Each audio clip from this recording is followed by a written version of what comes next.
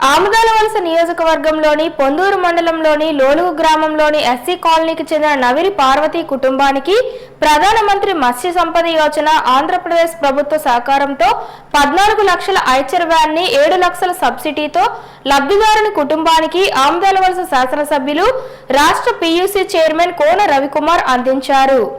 ఈ సందర్భంగా ఎమ్మెల్యే మాట్లాడుతూ కూటమి ప్రభుత్వంలో అనేక సబ్సిడీ పథకాలు దళిత సోదరులకు ఉన్నాయని వాటిని ఉపయోగించుకోవాల్సిందిగా కోరారు।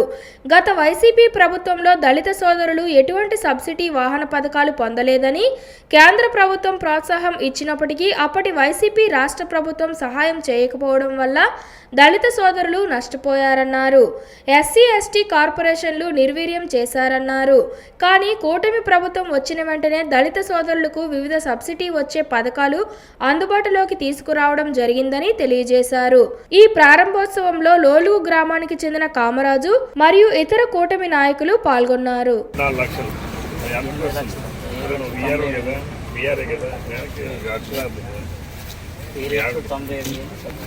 7,97,000 సబ్సిడీ కాస్ట్ ఎంత? 14 లక్షలు అంటే ఇంకెంత కట్టాలి? వీళ్ళు 6 లక్షలు 6 లక్షలు కట్టేశారు। కట్టేస్తే మొత్తం 60% ఇచ్చారు, 14 లక్షలు। ఏమా ఇంత సబ్సిడీ ఎప్పుడైనా వచ్చా?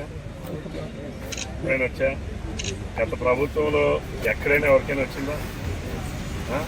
మళ్ళీ చంద్రబాబు నాయుడు గారు వచ్చి మళ్ళీ ఇవన్నీ ప్రాసెస్ ఎస్ఆర్ కాబట్టి తక్కువ ఇచ్చాం, ఎందుకంటే 3 నెలల బడ్జెట్ కానీ ఈసారి మళ్ళీ ఎక్కువ బడ్జెట్ రిలీజ్ చేస్తాం। ఈ ఇదంతా అన్ని కార్పొరేషన్